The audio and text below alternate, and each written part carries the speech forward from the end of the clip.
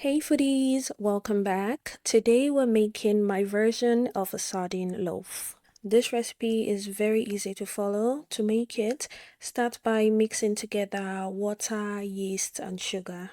Give everything a good whisk, then let it sit for a couple of minutes until it's foamy. This step is to make sure that your yeast is good and active. Next, add the flour and salt.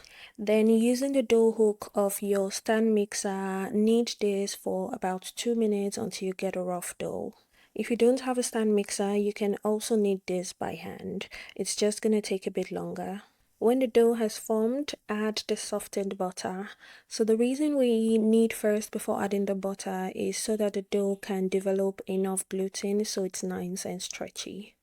After adding the butter, knead for another 4 to 5 minutes until the dough is smooth and very stretchy. If you're kneading by hand, it should take around 10 to 15 minutes. When the dough is ready, take it out, then roll into a dough ball, then transfer to a lightly oiled bowl and allow it to rest until it's doubled in size. It should take around 1 to 1.5 hours depending on how warm your kitchen is. While the dough is rising, make the sardine filling. So for this, I'm using Title sardine, but you can use whatever brand you prefer. I always separate the oil from the sardine so the bread doesn't turn out too oily. And even though they are edible, I like to remove the little bones and the guts from the fish. Fun fact, even though sardines are small, they are very rich in iron and omega-3, so they are great for adults and kids.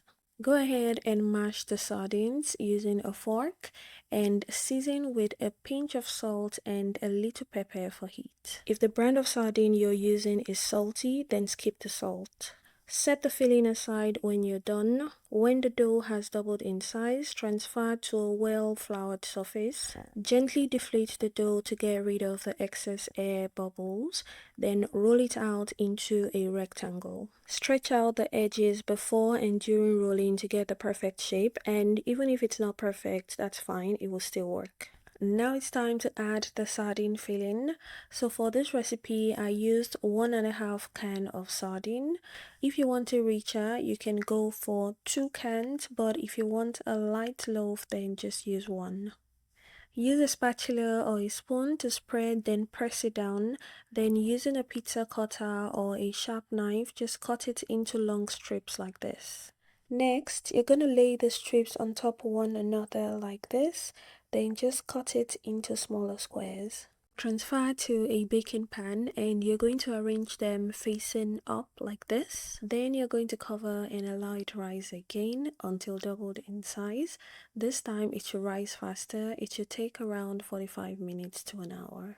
When it's ready, preheat your oven to 350 degrees Fahrenheit or 175 degrees Celsius and bake for about 25 to 30 minutes.